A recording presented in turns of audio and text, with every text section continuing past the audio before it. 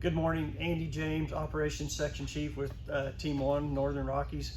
Going to do a quick operational update from yesterday, Tuesday, August 3rd. We'll start here in Division Charlie, and one thing about the entire fire, yesterday we really started to see that this warm and drying trend has set back in. So, what little moisture that we received the previous few days, it's on its way out. So not anything that, we didn't know was going to happen, but just want folks to understand that activity is going to be on the rise in next few operational periods.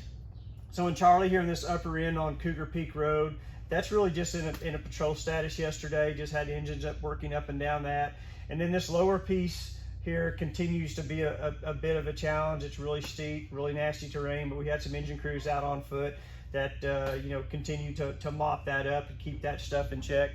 Still have a little bit of a challenge with rollout and some spots coming off of that.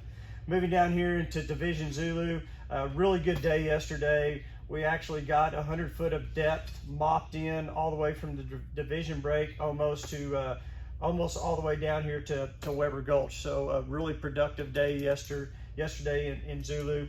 Moving down to November. The main focus was just on this fire that's here in Weber Gulch. Late yesterday afternoon, started to see some activity increase. A few isolated trees torching, and the fire was starting to move a little bit laterally and then backing down towards the bottom of the drainage. So that's just a heads up for us that we're going to start seeing that earlier each day, moving along the next 4 to 5 shifts.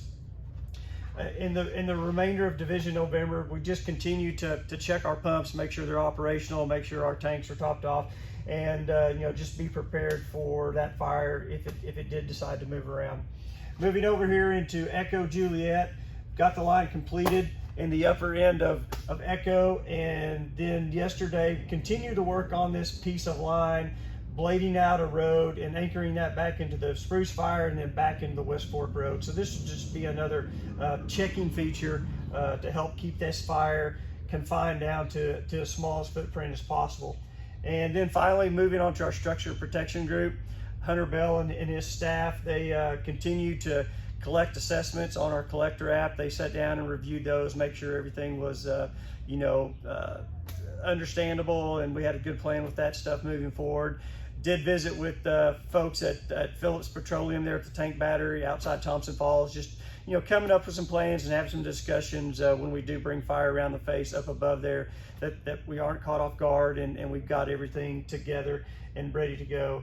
And that's the operational update from yesterday.